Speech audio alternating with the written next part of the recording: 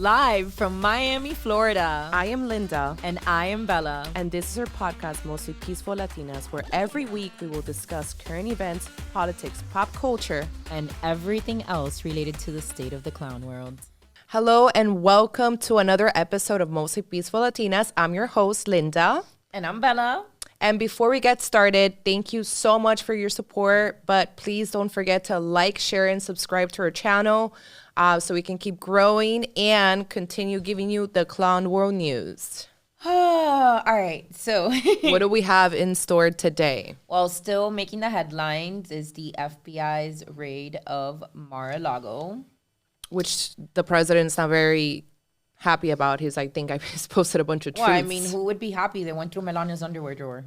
You know, like, who would be happy about that? Apparently, they just started picking things up. Well, the first thing was that apparently there was a request by the FBI to shut down the cameras at Mar-a-Lago while the raid was taking place. Luckily, Dad said, absolutely not. That's not going to happen.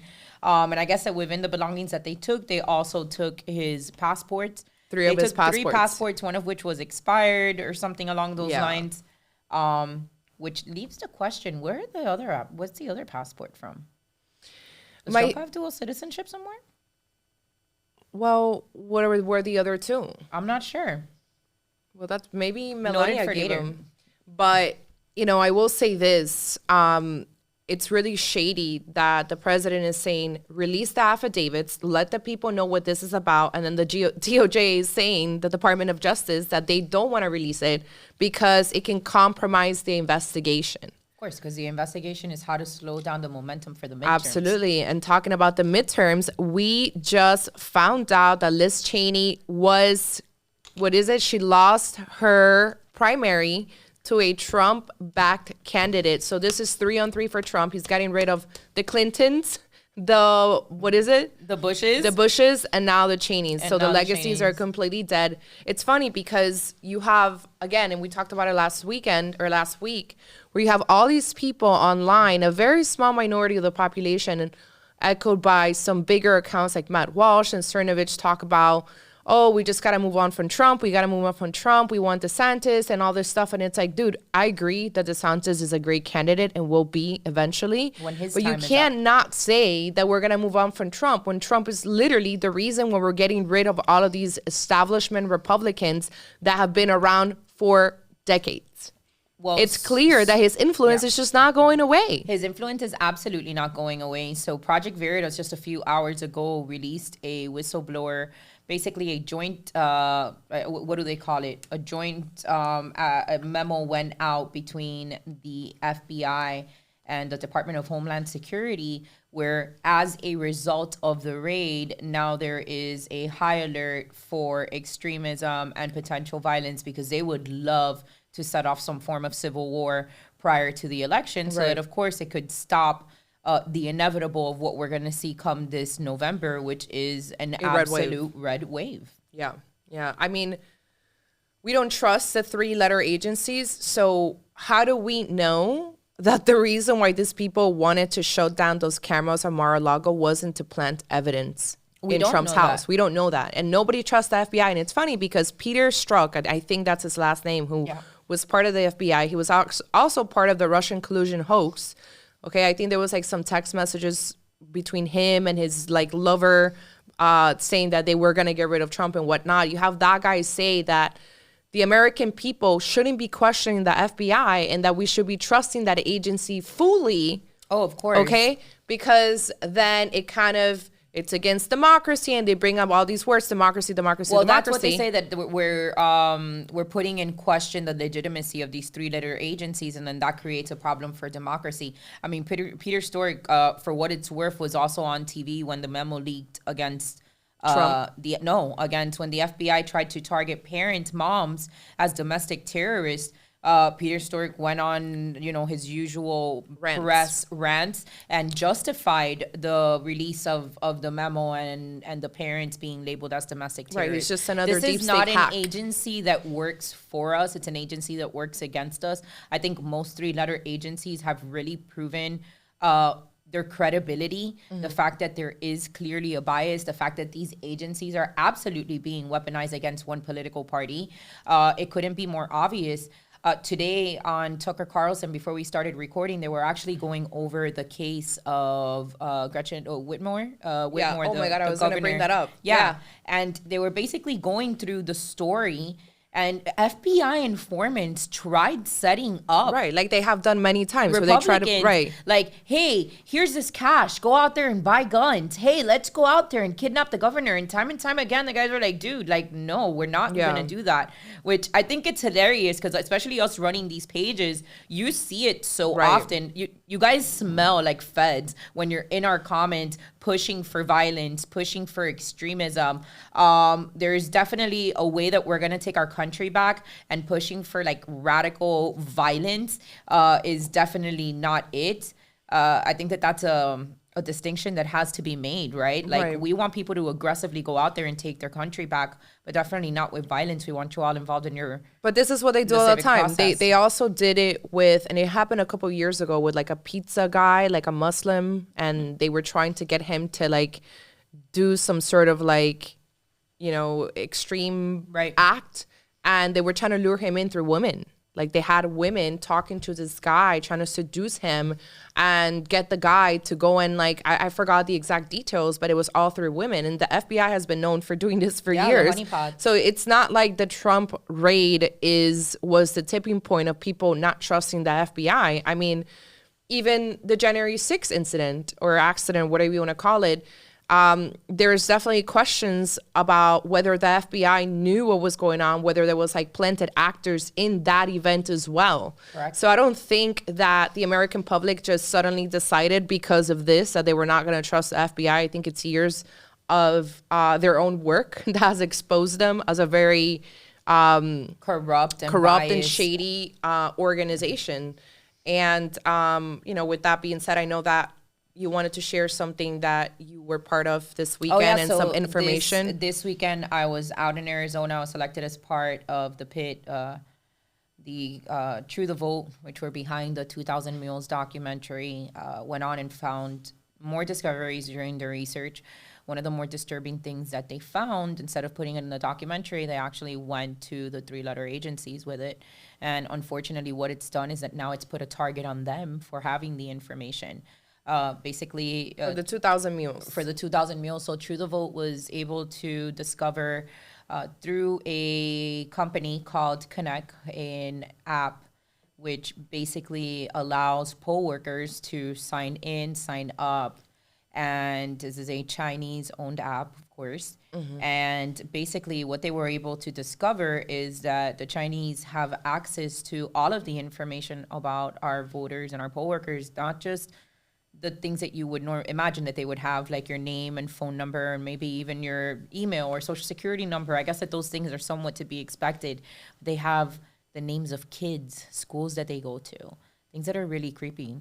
And I think that what makes the story even more disturbing is that, you know, they took this story to the 3-letter agencies, and the 3-letter agencies have now put a giant target on their backs for even bringing this up. You know, I was talking today to one of our friends that is in an aide for a congressman here in Florida, and he brought up how they had presented legislature to make so that any voting machines, any of the machines that are currently used for voting, that they would be required to be made in America with American parts, and it died before it even hit the House floor. They don't want to fix the problem with the voting, which is why it's so important. And the purpose of the PIT was to get citizen journalists out there, because if the press isn't going to cover it, if Congress isn't going to cover it, then it's up to us to do it and then demand that elections are processed fairly, right? If we want fair elections. And it also comes down, you know, at the state level and even at the county level. Mm-hmm. Like a lot of people don't understand that. It's like, why couldn't Trump just ban Dominion, or why couldn't they do this? Like the voting machines or whatever process we use in Florida is not what Texas uses or Wyoming or New York. Well, even within Florida, counties use a different method time and time again. Counties, even some cities, like down to municipalities, will use a different process sometimes that even within the county. I think that that's a huge thing that most people don't understand, is that the voting process in America is not a one size fits all. It is up to each municipality to basically decide what fits best for them. I would love to see the one day, one vote, one ballot, right? I think that the push for absentee ballots, I mean, if there's an extreme disability or somebody who's serving in the military, I can see how that would be the extreme exception. But the truth of the matter is that it's just become a free-for-all, right? Right. Every state mailing random ballots to people. Sometimes you've got testimonies of people getting 4 or 5 different ballots leading up to election. It's unsafe, and we can't say that we do have fair elections when these practices are still going on. Well, I saw a post by the Starbucks union. I don't know if you saw it. It actually came out yesterday, where they wanted to stop. Like, this is like the Starbucks union, right? Has nothing to do with like local elections or anything like that, or federal elections. And they themselves said that due to some like inconsistencies, I can't remember the exact wording, but they wanted to stop the mail-in ballots for the union elections because they couldn't trust mail-in ballots For the union. for the union. So, but again, we've gone through this before, where you have states like California, liberal states, and liberal governors saying that if you don't allow mail-in ballots, then of course, it's racism or something of that nature. Because they claim that they always claim that it goes back to accessibility, like making voting accessible, but which in realistic, every argument that they make is the most small-minded, racist comments you could make. Like, right. Minorities don't have access to IDs. Yeah, minorities don't have access to the internet. Minorities don't have access to transportation. It's like, well, what do you think we do? Like, you think we don't have IDs? Yeah. Like, what? So it's always those arguments to push, and it's so sick that they use us minorities to make their argument to basically rip apart America with this fraudulent voting process that they want to create, right? Right. I think that we are escalating a point of this radical gender ideology of no return. And we have a lot to cover. We have like 6 or 7 different headlines of just literally the radical gender LGBT community who does not want to come to a middle ground. And we talk about this often, how there's really no room anymore to be in the center or the middle, no matter which way you put it, because they don't allow that. They don't allow discourse. They don't want to share the internet with you. Their response is always ban this person, ban that person. This shouldn't be allowed. This is hate speech. This is terrorism. And therefore, we can't share the internet with these people. But they can they can be on the internet. They can spread their ideology. And the saddest part is that we are now fighting to keep children away from this radical transgender ideology. One of the least radical topics that we want to talk about today is how there was a biological male. I guess he's like an influencer, a very young 18-year-old influencer / model, because I just saw him post his Calvin Klein ad. Okay. His name is Grant Sykes, and he rushed. So he got accepted into the Alabama State University, and he went through the sorority rushing process and was dropped by every single sorority except 2. So this is a biological man who identifies as a trans woman, pronouns she, her, and he decided to want to be part of an all-female sorority simply because he decides that he identifies as one. Thankfully, the sororities, most of them dropped them completely and said, no, we're not going to accept you. Well, 2 of them did put him through the process, which comes back to the argument, like, what if people just don't like you as a person for their sorority? Right. What if they just don't like what you represent? I mean, that's why you rush a sorority. They get to choose who it is that they want to represent their club. Absolutely. And maybe it had nothing to do with the fact that you were trans. I mean, they allowed you to go through the rushing process. Mm-hmm. Maybe it had more to do with just the fact that you weren't a cultural fit for their sorority. Yeah, but at the end of the day, like, I have a big problem with people who say, I don't care. Like, I've been thinking about this a lot, like, last, few days. It's the people, and I've said this myself, I don't care what you do as an adult. Well, I don't care what you do as an adult has now transmuted into, because I was allowed to do these things as an adult, I am going to now spread my ideology to children. So now we have doctors who are queer or gay or transgender who want kids to go through this trans process because, hey, I have an MD license and therefore I'm the authority. Right. Do you see what I mean? I mean, the same way that we have teachers that feel that they can be the ones to talk to your kids about gender and sex because, again, they feel like they are the authority. And they're asking the question, like, is Greek life not inclusive enough? Is there ever going to be inclusive? It's not. Greek life has never been inclusive. As somebody that rushed a sorority, I was part of Phi Sig at FIU. It's never been that way. It's always been that you want the hottest, coolest fraternities or sororities, and if you're a match based on personality and I'm sure looks and whatever, that you get a bid and then you go through the pledging process. It's never been an inclusive world at all. You can even call it toxic. You can say it shouldn't be part of our society, whatever you want, but it's never been inclusive, right? It's never been inclusive. So now what they want is for this biological male, right? And there's so many women defending this guy in the comments. There's like 30-something thousand comments under his posts when he gets dropped by all these sororities, you know, wrote this whole like sad piece. And it's like all these women like, keep going. Like, why are you guys encouraging this behavior? You know, why are you encouraging this behavior? I remember gay dudes in fraternities. Yeah. Like it was still under like, and straight dudes loved their gay brothers and they were fine with that. But there wasn't a need to. Or when people say, well, they should start their own sorority. Like, dude, there's no demand for it. That's the thing. There's not even enough trans people at universities for you to have your own sorority or fraternity. Well, I mean, they're not, that can be true, but I mean, they should start their own.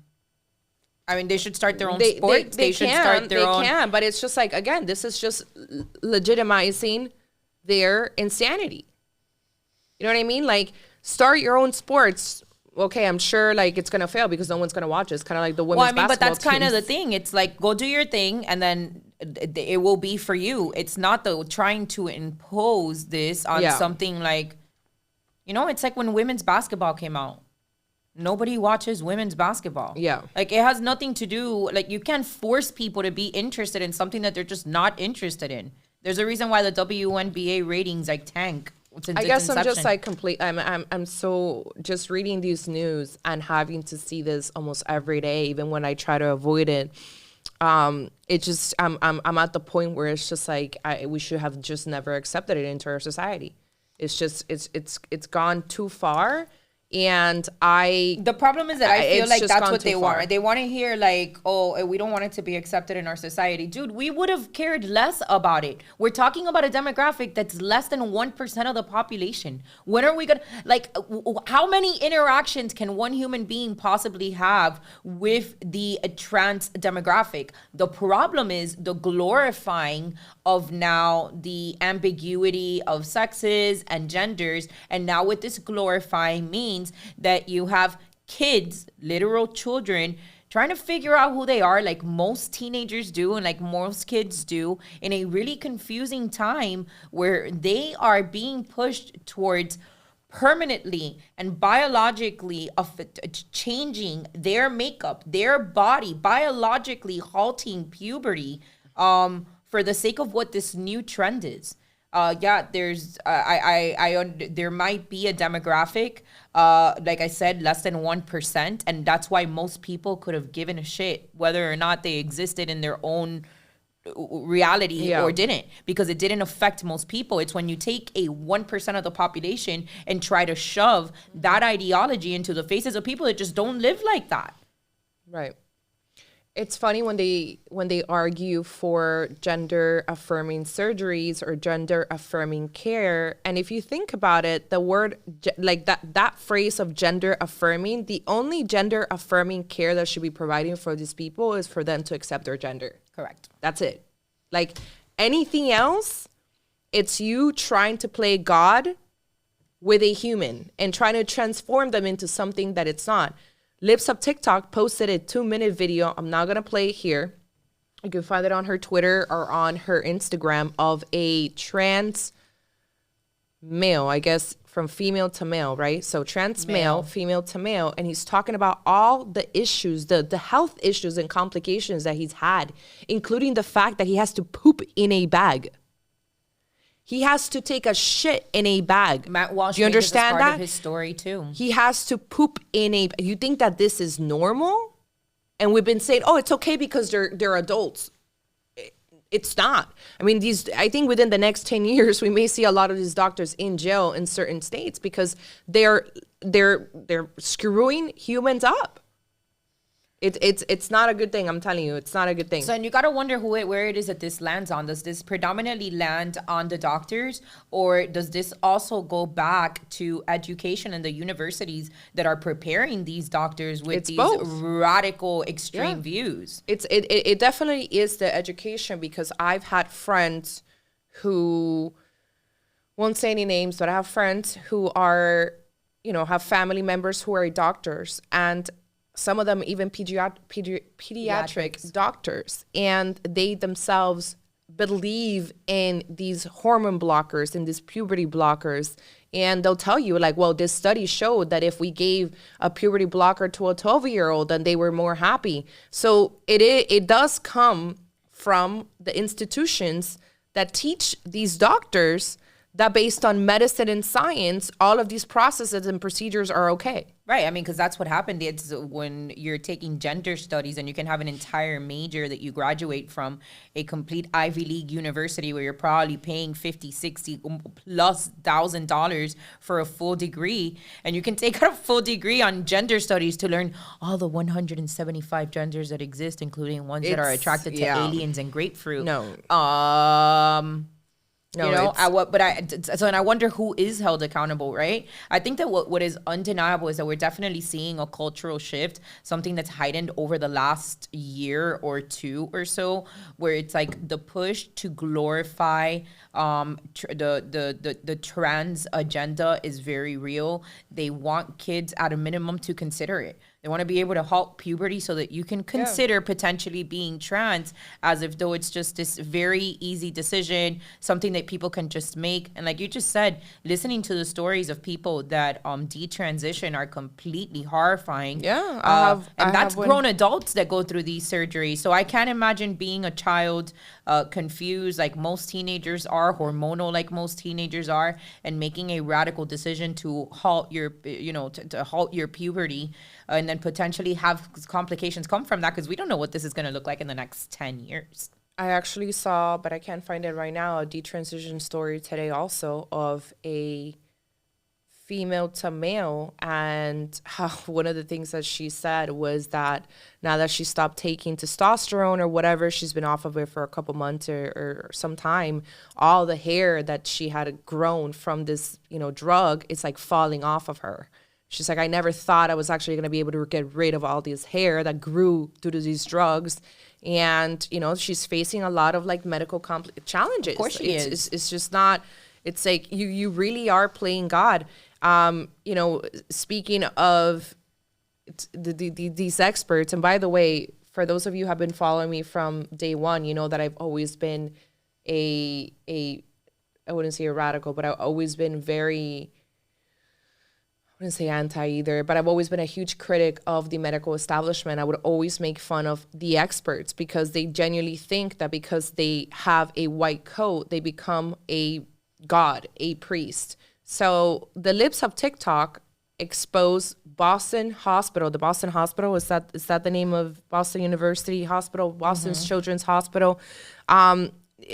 It's not that she even exposed them. They publish videos on their YouTube and on their website talking about all these gender affirming procedures and care. Proudly that they are the only pediatric hospital in the nation, the first and only pediatric hospital in the nation to offer gender affirming care to minors. So they're bragging about all the procedures that they do, all those things. This is all public knowledge. The only including full mastectomies. It's the only thing these people have done, the activists and Libs of TikTok, is post it and share it to their network. But that bothers the gender radicals because you're now a terrorist and you're inciting violence, and this is a problem. So last week or a few days ago, Boston's Children's Hospital was exposed for offering gender-affirming surgeries to minors.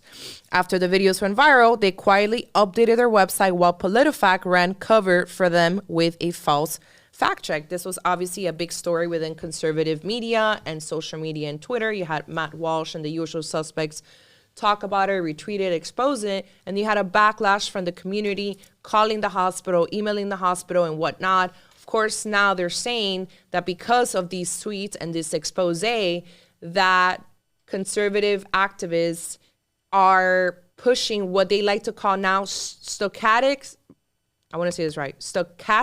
terrorism. So that's why I was asking you to look that down. So the new word is that stochastic terrorism. That's what they're accusing the Libs of TikTok. That's what they're accusing Gays Against Groomer, Matt Walsh, and everybody else. So there's a probability. So there's a probability that they're inciting terrorism, but they're not actually saying anything. They're not asking people to be violent. They're not asking anybody to do anything.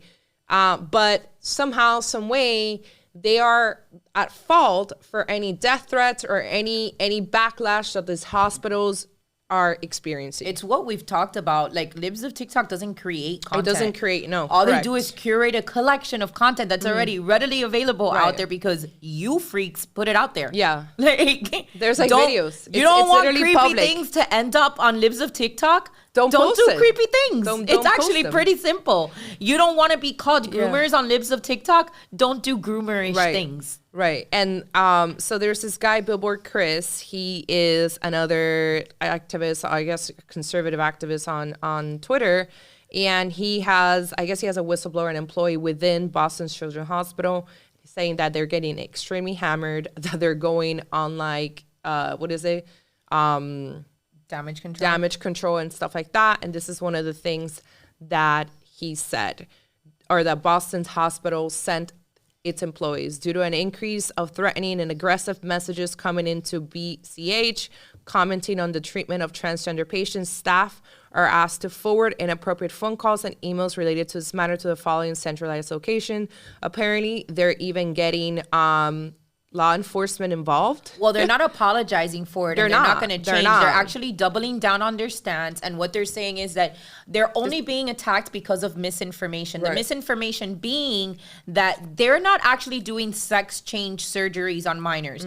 Well, cool. That's fine. You're still feeding them hormones and doing full mastectomies on children and boasting about these things. But what they're sticking to is that the misinformation is that they're doing these sex change operations to minors, which apparently according to them, do not take place at the hospital. All right, so everything but that. Right. Then there was another California hospital or gender clinic that was exposed for treating patients as young as 2 years old. 2 years old. A 2-year-old.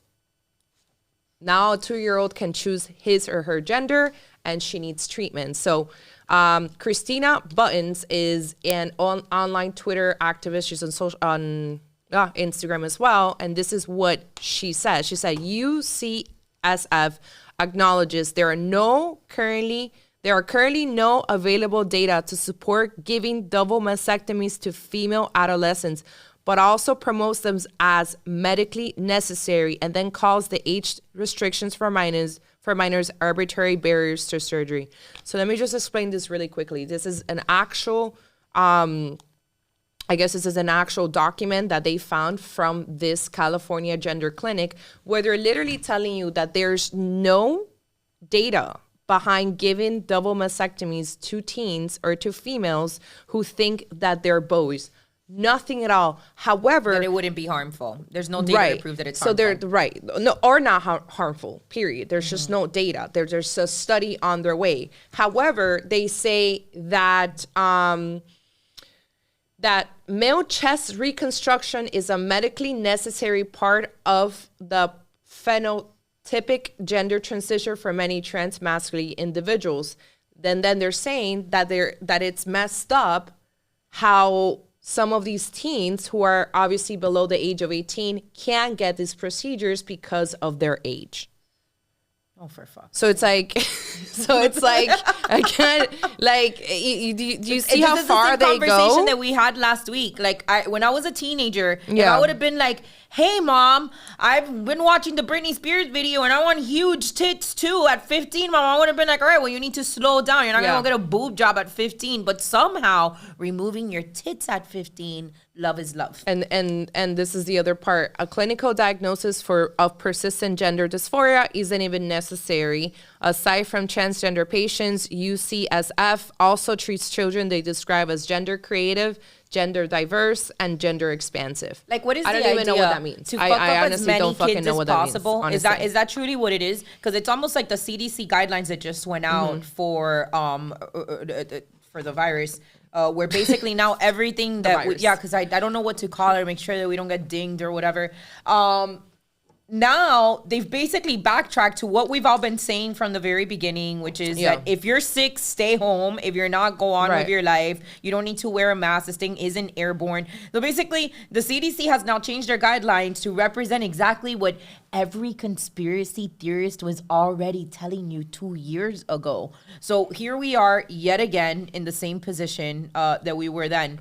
So at what point do people realize that they don't care about the casualties? These people are making it up as they go. So they're going to say push for for the gender affirming care for children until 10 to 15 years down the line, when you've got the highest possible rate of suicides within an entire generation. And people start asking, I wonder what. And then they're going to blame something arbitrary like Donald Trump probably in the next 15 years, the same way that they blame Donald Trump is responsible for all the teenage girls that chopped their tits off when they were 14. They'll blame it on because they don't take any accountability. They don't. So there is no accountability for the fact that they shut down an entire global economy for the last 2 years over something that clearly was over, I don't even know. The fear on it was like overfed or whatever you want to call it. And I was just having that discussion with somebody on my Instagram when I was like, just fucking unfollow me.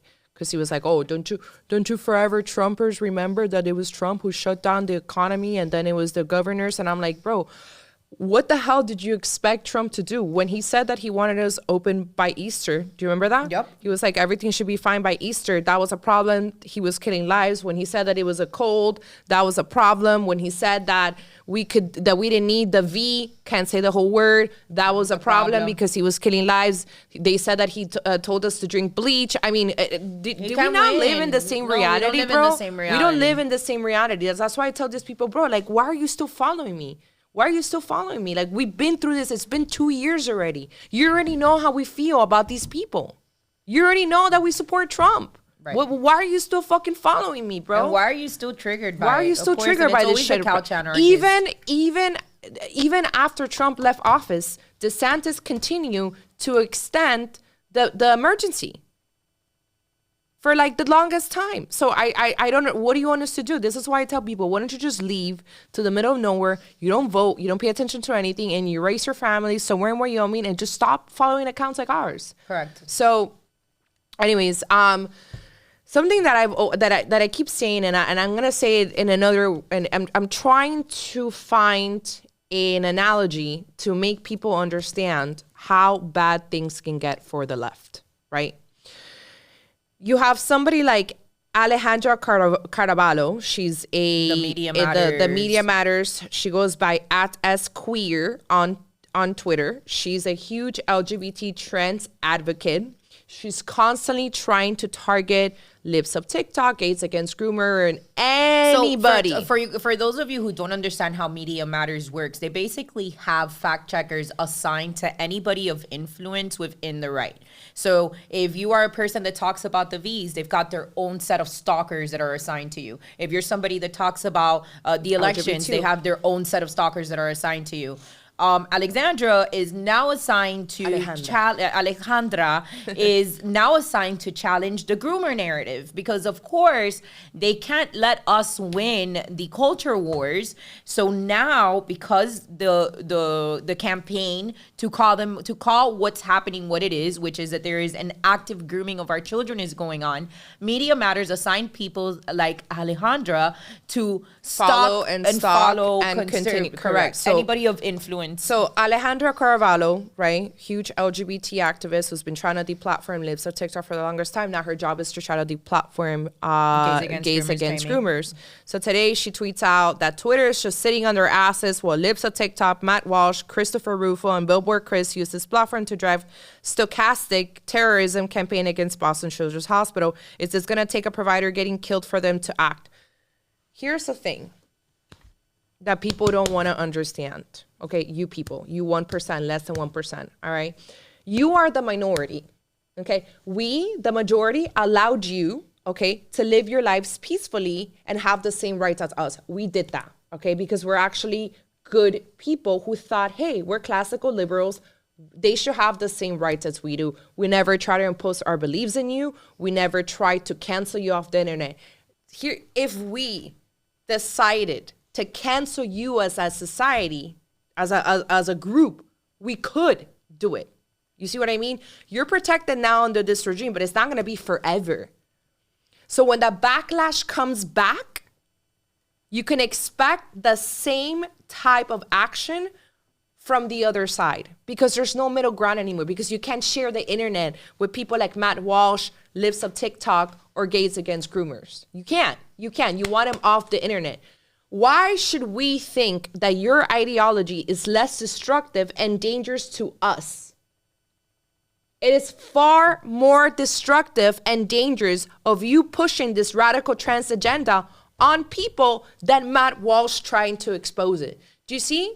Do you see what I mean? Well, I mean, then Matt Walsh trying to describe what a woman means. Right. Like Matt Walsh is grabbing all hell for simply stating the biological obvious answer, which is that there is boys and there is girls. And somehow in 2022, Joe Biden's America, this is a radical way of thinking. This is a problem. This is a problem. And here's the thing too, what these people don't realize. If you can legislate degeneracy, and if you can legislate all these things, we can legislate morality. Do you understand how that's a very bad slippery slope for everybody? Well, I think we're seeing it on every angle, Do you right? see that? Anything that you guys continue to cheer on that's out of the norm, that goes again, that completely radicalizes people, just remember that the pendulum will swing. And it's going to hit And when hard. it does, you're not going to like the other side. When, like Linda says, there is a push for morality back in our society. Because we have gotten to extremes. Yeah, because most of us, and I talked about it earlier today when I was hanging out with some very moderate kids. I won't say where because I don't want people stalking me. We were talking about this, and I said, you know, what these people don't realize is that this has made us question, even people like myself who were okay with gay marriage. Hey, did we open up the doors to all this stuff because of gay marriage? And I've talked about it with my own gay friends. And some of them agree, some of them say it's debatable, some of them say no, it's not. We've come really far. I disagree. I think I was wrong. And the Christians were right, because they said this is a slippery slope and you're going to see how much worse this gets. And it's gotten to the point where we cannot, we have to accept the fact that 2-year-olds can choose their own genders, or we're the bad people. How much of it is really truly just globalist propaganda glorifying this lifestyle that will break down the nuclear family, that will weaken the West, that will weaken our men, that will weaken women in their feminine role, taking care of their families? Like, really, the trans agenda does away with the nuclear family. Absolutely. It takes away the identity of women being women. And even go beyond that, Isabella, you know, the God aspect of it, nature. Absolutely. The complete ass backwardness of it, of defying just natural law and order.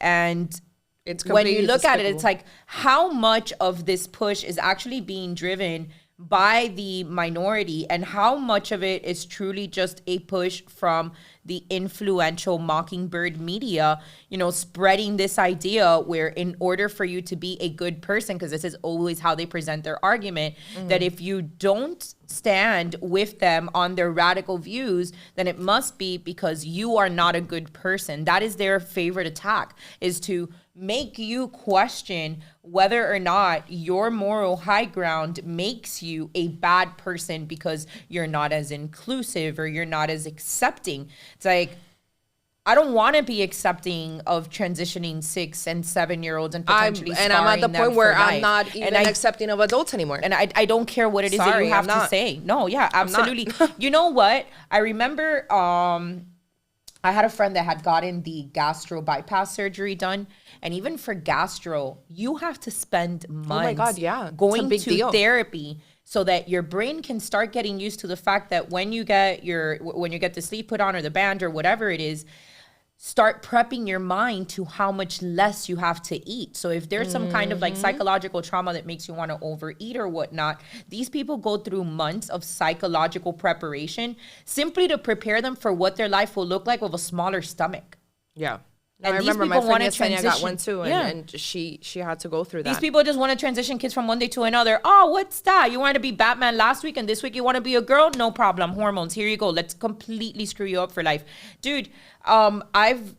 I took birth control one time in my life for a couple of months. And the effects, hormonal effects of what that did to my body simply after a couple of months, I can't express enough how much a couple of months of birth control, the kind of long-standing effects that it had on me long-term. And that's just birth control, something that's completely societal acceptable for women to take despite it making them crazy.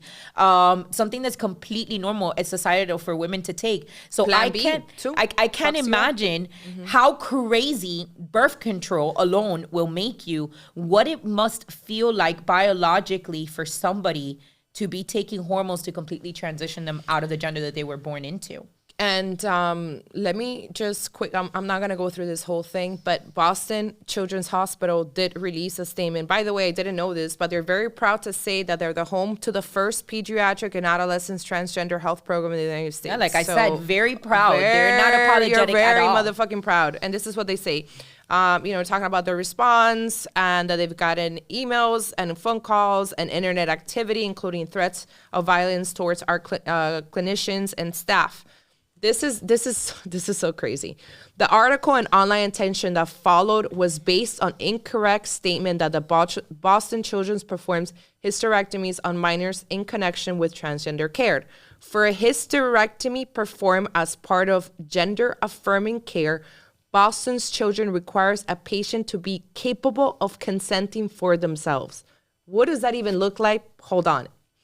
Age 18 is used to reflect the standard age of majority for medical decision making. Boston Children's does not and will not perform a hysterectomy as part of gender affirming care in a patient under 18. Okay, so they're literally contradicting their statement because they're saying that a patient just needs to be able to consent, but a 16-year-old or a 17-year-old can basically do that. And they're saying that 18 is standard. They're talking about the hysterectomies, but they're not talking about the mastectomies that they are doing out of the hospital. So or the puberty blockers that you're doing out of the hospital, which still have a long-term effect on these children that are taking them. So it's like, congratulations, you're not chopping penises off like on kids under 18 years old. But nonetheless, you're still pumping hormones into them. You're still making 12-year-old girls grow beards. You're still making 14-year-old boys grow breasts. Absolutely bizarre. It defies all natural law. It is Sodom and Gomorrah. This is biblical. This is what we've talked about. It is not normal for grown adults to be advocating for the biological interruption of children's puberty. It's unnatural. We've gotten to a place where we are not just condoning, but we are promoting and glorifying things that are unnatural, things that are not of God.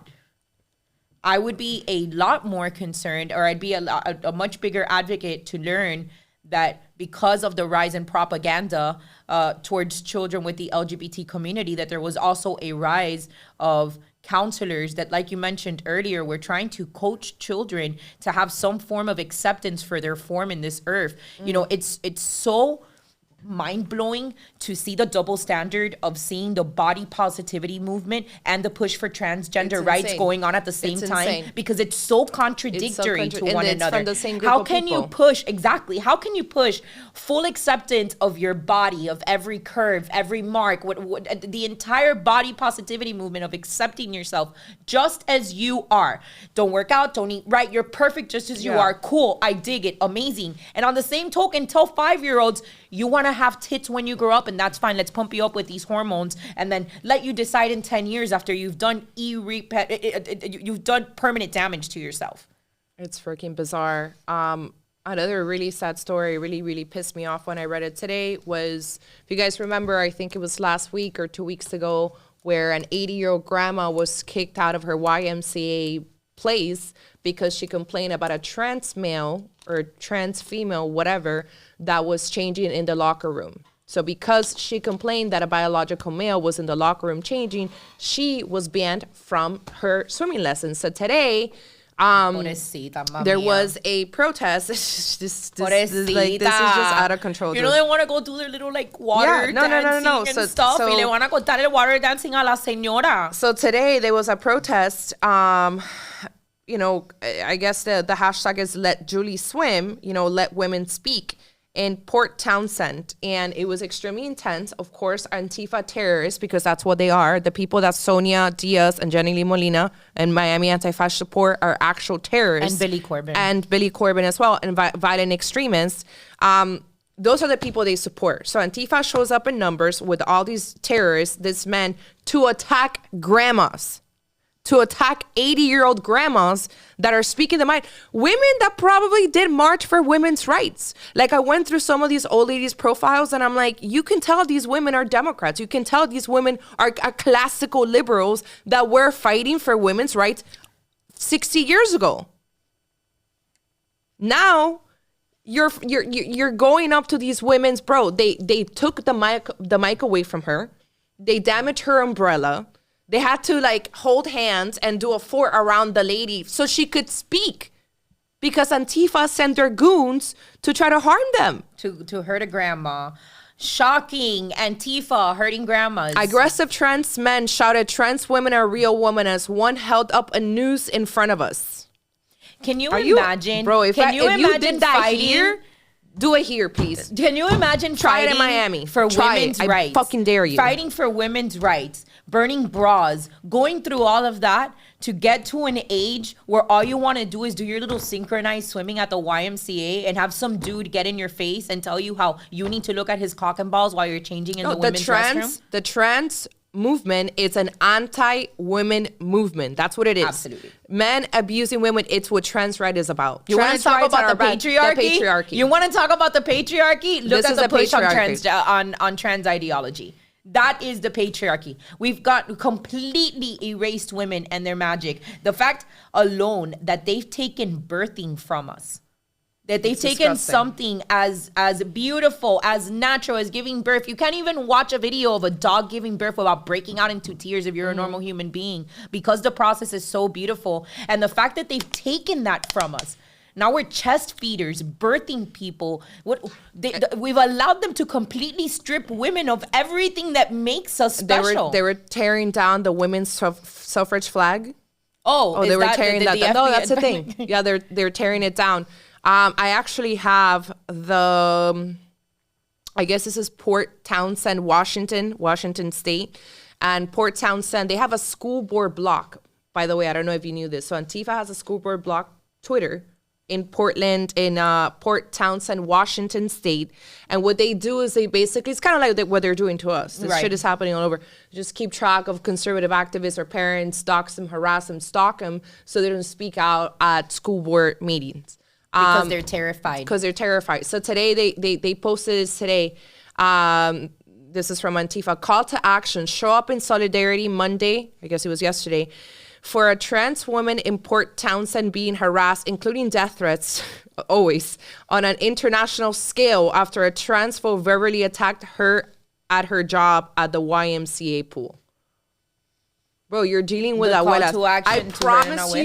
I promise you that if that was my grandma, or any grandma for that matter, and you try to fuck around like that, you're gonna see me with a smiling face with my But they're mugshot, bro, doing it because here, Linda. Linda, they're doing it here. Yeah, but do they show up like this to fight? They don't show up like this to fight, no, bro. because there's they are doxing. there's not a real presence. When have you here, ever let's seen be honest. You have the likes exactly. of Sonia and Jenny Lee and Billy radicalizing these 5 nerds that are out here in Antifa and then weaponizing their media contacts. Because the most ridiculous part is that you dig into these Antifa networks and they're all connected back to the same globalist powers. They're connected back to the big money, back to the big corporations. These people swear that they're fighting the man, that they're fighting the system. You're not. You're a part of the system. Are you nerds that send information to Miami Anti-Fash? You're literally sending nerds to a multi-million-dollar PR firm. But good luck with that. I dare them. I dare Billy Corbin. I dare Sonia Diaz and Jenny Lee Molina, and other fucking goons to show up to Versailles or La Carreta and try to do this to the elderly of Miami, and the elderly are gonna pull out machete on you. I promise you. Yeah, they're not gonna. They don't fuck around in Miami. Don't play with y'all, and you know that. Speaking of that, I just want to make a quick comment. So I was at the poll. I was doing the poll watching today, and I saw Marta Perez, and it is just.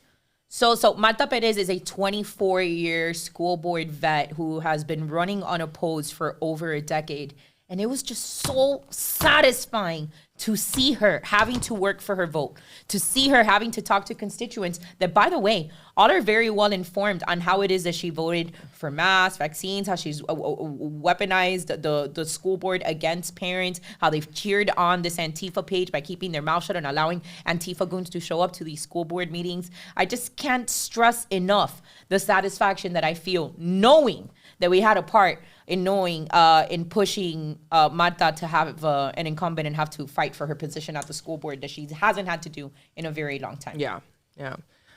Speaking of teachers' unions and all the corruption, Christopher Rufo, if you guys are not following Christopher Rufo on Twitter, he's really the main figure who is leading the exposure of all this teachers union and stuff like that that's happening in the school boards across the country. And so he tweeted out yesterday, the Minneapolis Teachers Union has negotiated a contract in which the district will fire white teachers first. This is the inevitable endpoint of equality, and he has the documents here on I'll link it below.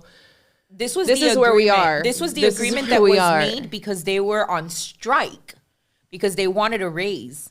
And the solution was by the teachers union, of course, because solidarity with the teachers, the comrades at the teachers union.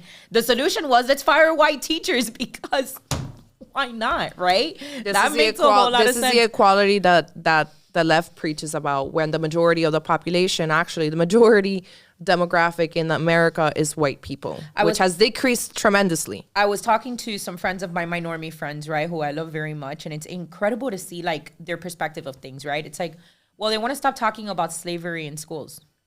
No, they don't. No, they don't. They just don't want you to only talk about every American historical figure. No. They don't want you to tell a black kid that he is less than, or he cannot achieve whatever he wants to be in life because of the color of his skin. That's actually what's happening. And we have examples of those books that we have read and we have gone through in Florida that would literally tell a kid. There was this one author that was going on about how he's being banned because he's black. No, it's not. Your book is actually harmful to your demographic. When you point out in the book, you see that white kid has more opportunities than you. You will never be like the white kid. That is programming in the subconscious of that child, of that 8-year-old or 10-year-old, that he's never going to be what he wants to be, because he's never not white. That the system's not built for him. That he has to be a victim at all times. That he'll never be able to surpass whatever the societal standard in.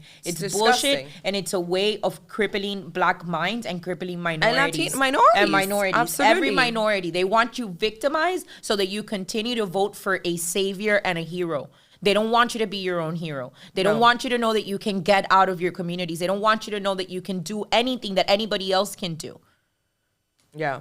They don't want people taking their power back because they need us to feel like victims. They need us to be playing the hierarchy of the social justice wars. Oh, well, you know, my skin is darker than yours, or I'm gay, or I'm disabled, or whatever it is. And it's like the hierarchy of the victimization. Who's the bigger victim? And somehow the biggest victim of all wins, even though you don't win anything at all except victimhood. One of the last things that I think we want to talk about is how the rosary is now a symbol of extremism. And I take this very, very personally because I'm a Catholic myself. My grandma is a Catholic who prays the rosary. In fact, she's always constantly telling me how I need to pray the rosary more because it brings miracles. In Latino culture, which most of us are actually Catholic, Mexico's a Catholic country, Colombia's a Catholic country, and I can go off for days, Brazil. There's different denominations, but for the majority as a whole, we are Catholics. In Latino America, and I went to an all-girls Catholic nun school when I was still in Colombia, and in the month of May, we prayed the rosary every single morning in the month of May. Yeah. And now you have a liberal activist writer. His name is Daniel Panetton, who's Canadian. I don't know if I said that right. And he writes for The Atlantic saying how extremist gun culture is trying to co-opt the rosary. And, he says, he asked the question, why are Sacramento beats suddenly showing up next to AR-15s online? I guess he's going to be very shocked when he sees that even the narcos used to pray to the Virgin and also the rosary before they did messed up things.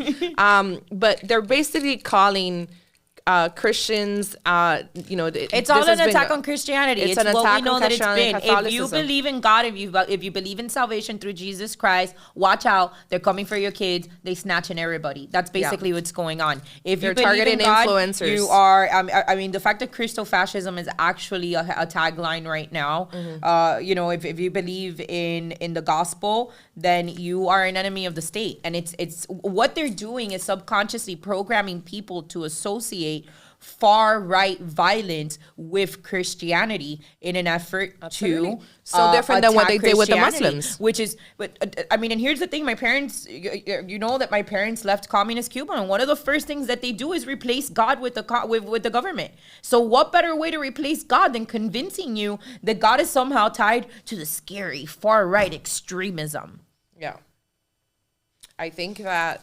This is a message that for those of you who speak Spanish and have non-Spanish speaking abuelas and stuff like that, this is the type of stuff that, you got to show them. They're stuck to Univision. They're stuck to Telemundo. That's what they hear. They're like, white people are bad. The Republicans are racist. Da, da, da. Yeah, well, they're coming for your faith. Next thing you know, your abuela's going to be behind bars because she freaking prayed the rosary and has a Glock. Yeah. Like that's literally where we're headed. And it's really, really scary. Guys, also, we finally launch our merch. I think we announced the last time. We have it printed out. If you guys see this is our merch. This is our merch. Let me put this down. Our merch. We have about 6 different styles. Basada means based in Spanish. And gender. Genders are included. This is not gender neutral. We have basada for our female women viewers, and biological. Then we have basado for our biological men. So if you want to support us, check out our merch. I'm going to link it here in the description. It's amazing. These are actually American made. It's not a scam like we heard about some other companies scamming people. It is American made, so it is a little bit more expensive, but yeah, that's I think pretty much for today. Episode. Stay safe out there, guys. It's a crazy world out there of tolerance and acceptance. And watch out for the comrades. Remember that every purchase from our merch store brings down a communist journalist. Every time you purchase something every time you purchase, we make sure that a communist writer locks their Twitter account in fear. Yeah. Please don't forget to share, like, and subscribe to our YouTube channel so we can keep growing. And we'll see you next week. See you guys next week.